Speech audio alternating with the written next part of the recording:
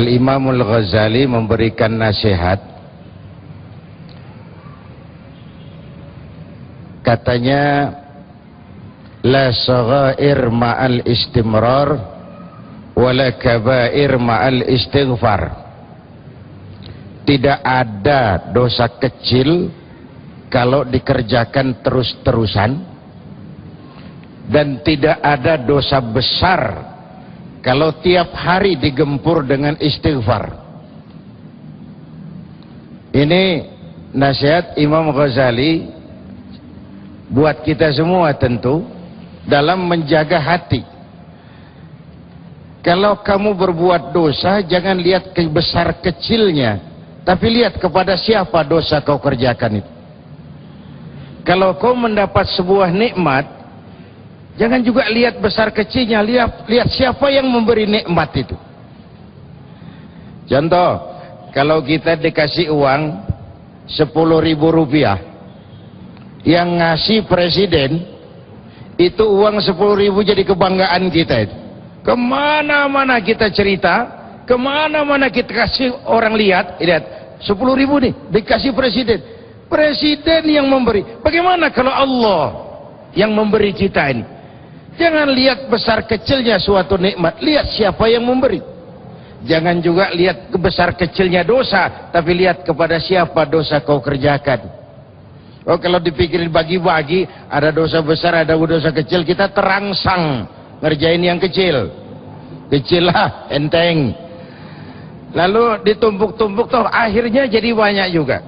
Nah, dalam konteks tema kita hari ini, kenapa sih muncul kekerasan sekarang ini? Di mana-mana. Kekerasan terhadap tenaga kerja. Dan kita prihatin, puluhan mungkin ratusan tenaga kerja kita mendapat perlakuan yang kurang baik. Cuma karena tidak semua bernama manuhara, sedikit yang bela mereka itu.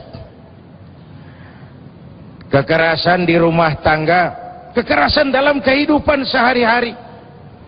Orang diserang penyakit yang namanya sutris. Kalau stres itu agak ringan, ini embahnya stres, itu sutris namanya, Pak. Orang mudah mengambil jalan pintas. Coba saja, caleg saja kemarin banyak yang stres itu, yang nggak jadi itu. Ada yang suaranya nggak cukup, lalu bunuh diri, mati. Sampai sekarang mati. Saya justru khawatir, bukan yang stres itu, yang terpilih pun saya khawatir. Saya khawatir kalau 60% anggota DPR yang baru nanti adalah para pencari kerja. Saya takut begitu dilantik itu nanti baca doanya, Allahumma lakasumtu. Doa buka puasa. Bayangkan itu, orang buka puasa semuanya mau dimakan itu. Mudah-mudahan itu cuma kekhawatiran kita saja. Tapi yang saya maksud, kekerasan itu merata. Orang lalu mencari jalan pintas karena tekanan hidup, persaingan yang semakin tajam, dan gaya hidup yang dibentuk oleh tayangan-tayangan yang tidak mendidik. Hadirin, orang lalu masing-masing mencari tempat bersandar yang dia merasa aman. Tambah runyamlah akibatnya. Kita lihat sekarang nih, kiai sama dukun agak tipis bedanya sekarang. Dukun pada beriklan sekarang ini. Orang masing-masing mencari tempat bersandar yang dia merasa aman. Pastilah kalau saya bersandar ke tiang, tiangnya roboh, saya jatuh. Saya bersandar kepada orang kaya, dia jatuh miskin, saya selesai. Saya bersandar kepada jenderal, dia pensiun, saya tamat. Tetapi kalau kita bersandar kepada Allah, itulah sumber kekuatan. Karena itu, persaingan hidup yang semakin tajam, tensi ekonomi yang semakin tinggi, gaji baru akan naik, tapi harga sudah naik. Itu bisa menimbulkan berbagai macam stres yang menimbulkan kekerasan. Nah, puasa memberikan solusinya. sabar ketika lapar dan haus. Karena orang kalau perutnya kenyang, duitnya banyak, itu bisa sabar. Perutnya kenyang, duitnya banyak, dikeplak pun senyum dia, sabar. Tapi kalau sudah lapar, haus, duit nggak punya, itu peka. Sedikit tersinggung, orang temperamennya naik. Dikala itu turun perintah, sabar. Ini yang saya maksud. Kalau orang kayak saya teriak, berantas korupsi, ganyang korupsi, itu bukan hal yang istimewa. Kenapa? Karena saya memang tidak punya kesempatan. Apa istimewanya? Jihad itu justru kalau ada kesempatan korupsi tapi tidak korupsi, wah itu yang jihad itu. Manusia disebut makhluk pejuang karena dia bisa tidak salah walaupun banyak peluang dia salah. Malaikat tidak pernah salah karena tidak ada faktor yang membuat mereka salah. Jadi normal-normal saja, malaikat bukan makhluk istimewa. Secara instinktif dia diciptakan untuk taat, tidak ada kecenderungan menyeleweng itu. Jibril belum pernah korupsi ayat. Wah ini ayat bagus, saya pakai sendiri saja. Nggak pernah. Manusia punya peluang untuk nyeleweng, tapi bisa tidak nyeleweng, itu yang jihad. Manusia punya peluang untuk korupsi, tapi tidak korupsi, itu yang jihad itu. Nah itu semua berangkatkan dari sini. Mbah Surip, mantep toh.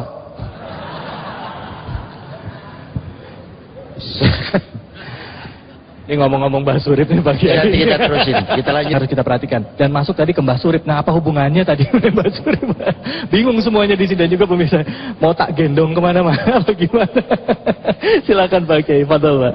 Iya, pertama saya suka Mbah Surip karena dia original, Pak. Dia adalah dirinya. Sekarang ini kan kita miskin seniman. Yang banyak sekarang ini karyawan seni. Maka yang muncul adalah seni-seni kacangan. Mbah Surip itu original. Tapi yang saya maksud adalah bahwa sebelum ku gendong itu tak gendong itu booming, ada lagu yang mirip-mirip seperti itu yang saya kaitkan dengan tema kita ini, Aribowo. Lagunya dipopulerkan oleh Gombloh tentang madu di tangan kananmu, racun di tangan kirimu. Saya melihat ini sebagai sebuah potret ketika kita memasuki abad entertain dan hidup harus memilih. Saya tadi katakan puasa membangun kelembutan hati, kelembutan melahirkan kesantunan. Kesantunan ini direfleksikan oleh seluruh anggota badan, bukan sekedar dekorasi, bukan sekedar sebuah pencitraan, tapi karakter pribadi. Kalau madu di tangan kanan, racun di tangan kiri, itu kondisi di mana memilih tidak sukar. Alamat jelas, madu di kanan, racun di kiri. Masa ambil yang di kiri? Goblok amat. Si amat aja nggak goblok. Entertain bisa membolak-balik loh, sehingga madu di mana, racun di mana tidak jelas. Lebih celaka kadang-kadang banyak racun bermerek madu. Sementara masyarakat kita kan sekarang masyarakat kutil, kurang teliti, cepat heran, gampang kagum. Masyarakat mall. Coba asal ada mall baru, ramai-ramai dia berangkat ke sana. Sebelah sini buka, ramai-ramai dia ke sini. Enggak belanja. Adem soalnya Ustaz. Numpang heran doang. Numpang heran. Coba zaman kita nih. Saya heran kalau ada nabi baru, ada aja yang ikut itu. Kalau ada aliran aneh, ada aja yang masuk itu. Heran itu. Masyarakatnya sedang kutil, kurang teliti. Cepat heran, gampang kagum, mudah terjebak entertain, gampang terbuai oleh polesan. Sementara puasa membangun jati diri yang hakiki. Kesantunan yang berangkat dari hati, bukan untuk tujuan membangun pencitraan, tapi membangun karakter. Membangun karakter. Saya punya cerita pendek. Satu hari terjadi tabrakan di jalan, keras sekali. Wah, korban jatuh berlumur darah. Digerubungi wartawan banyak. Datang wartawan, digerubungi orang banyak sekali korban itu. Datang wartawan, mau ambil gambar dari dekat sulit.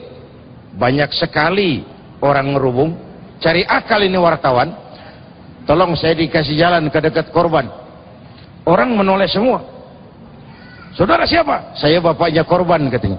Dia ngaku bapaknya korban. Orang minggir semua. Orang minggir semua, dia maju ke depan. Sampai di depan korban, pucat mukanya itu wartawan. Kenapa rupanya? Yang ketabrak anak monyet. Oh, dia sudah kadang ngaku bapaknya korban. Ini potret kecil dari sebuah pembangun ketidaktelitian. Sementara kitanya ini ya kutil itu tadi, kurang teliti. Jadi Ya, kalau baik. belum kenal benar lah, jangan cepat-cepat memberikan legitimasi, maksud saya itu.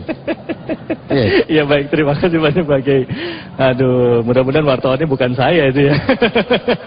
Ya baik, kami buka kesempatan untuk Anda bergabung bersama kami di 76661666. Silakan Anda menghubungi kami di line interaktif kami untuk bisa bertanya langsung kepada Kiai kita, Kiai Haji Zaiduddin MZ. Ya, sudah ada telepon masuk. Halo, assalamualaikum. Halo. Halo, assalamualaikum. Waalaikumsalam. Ya, waalaikumsalam warahmatullahi wabarakatuh. Bapak siapa ini? Halo? Malah nggak jadi sih. Halo? Ya, Pak? Halo, Pak? Assalamualaikum. Mati kok malah. Halo? Halo, assalamualaikum. Iya, Pak? Waalaikumsalam. Ya, Bapak siapa di mana nih, Pak? Ramlan di Cibinong, Pak. Waduh, Pak Ramlan di Cibinong. Semangat sekali nih. Puasa, Pak? Iya. Puasa, Pak? Alhamdulillah, insya Allah. Amin ya Allah. Baik, silakan Pak. Pertanyaannya apa, Pak? Tema kita tentang puasa melembutkan hati. Pertanyaannya, Pak? Pertanyaannya, Ya. yaitu sholat tarawih apakah merupakan melembutkan hati? Oh, ya. Yang pertanyaannya saya begini. Ya. Setelah saya melaksanakan sholat tarawih dan tambung dengan witir, apakah malamnya bisa melaksanakan sholat tahajud lagi, Pak? Oh, itu. Ya, baik, baik, Ya. baik. Ya, Ada makasih. banyak pendapat yang macam-macam. Ya. Baik, terima kasih banyak, Pak. Ya. Nih, Pak Kiai gimana, Pak Kiai? Ya, sebaiknya kalau memang masih berniat melanjutkan tahajud setelah tarawih, maka tarawihnya tidak usah ditutup dengan sholat witir dulu. Ya. Jadi cukup misalnya yang 11 cukup 8, jadi yang witirnya nggak usah ikut gitu ya, Pak ya? Ya, baik. Karena witir adalah penutup sholat malam. Oh. Sholat malam Ramadan kita sebut tarawih. Tarawih, ya. Kalau sudah misalnya terlanjur tarawih, Sudah witir, ditutup, nah, secara etis nggak enak dibuka lagi. Secara etis gitu. ya baik. Terima kasih banyak Pak Kiai. Silakan ibu-ibu, bapak-bapak. Di sini ada yang mau bertanya? Silakan Pak. Ya, ya, silakan. Baik, Bapak siapa? Nih, jangan nanya soal witir lagi ya Pak ya. Silakan Pak. Bapak siapa? Ya, Assalamualaikum warahmatullahi wabarakatuh. Assalamualaikum. Ya, nama saya Narmodo dari Kebon Jeruk. Terima kasih Pak Ustadz jadi atas kesempatan ini, bahwa sesuai dengan tema bahwa puasa adalah menyebabkan kelembutan hati atau akan membawa kelembutan hati.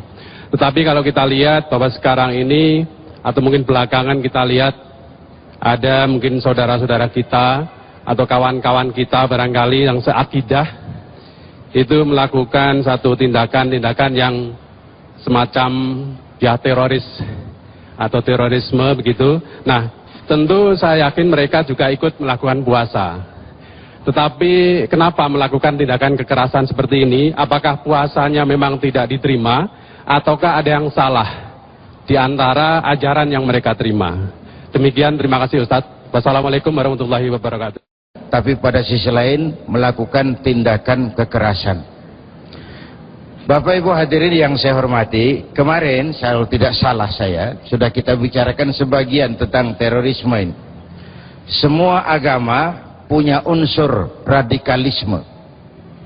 Semua agama punya unsur fundamentalisme. Tapi tidak satu agama apapun yang boleh dikaitkan dengan terorisme. Agama bukan teror, teror pun bukan agama. Nah, bahwa kemudian ada tindakan kekerasan atas nama agama, itu barangkali resiko dari umat mayoritas. Kita ini umat Islam terlalu banyak organisasi keislaman kita yang masing-masing mengklaim bicara atas nama Islam untuk kepentingan Islam bersama umat Islam demi Islam, padahal klaim. Ini kan musim mengklaim-klaim sekarang ini. Yang bikin zikir cuma sekelurahan, spanduknya Indonesia berzikir. Biasa orang main klaim-klaim kayak begitu. Yang zikir cuma sekelurahan, Indonesia berzikir. Dahsyat, fantastis. Biasa itu bahasa-bahasa kayak gitu. Orang mengatasnamakan Islam untuk maksud yang tidak sama dengan maksud Islam. Karena kemarin jihad adalah melakukan usaha maksimal untuk mencapai tujuan yang diridhoi Allah dengan cara yang diridhoinya juga. Islam tidak memisahkan tujuan dengan cara. Tujuannya baik, caranya pun harus baik.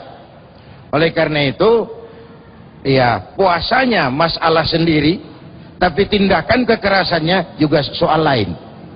Hanya saja memang secara utuh puasanya tidak punya dampak dalam membentuk pribadi.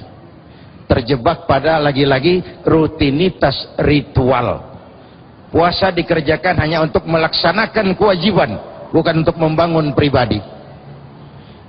Nah, padahal kata Abduh ketika mentafsirkan iyyaka na'budu, kata Abduh, ibadah yang dikerjakan dengan baik pasti punya dampak dalam membentuk pribadi orang yang melaksanakannya.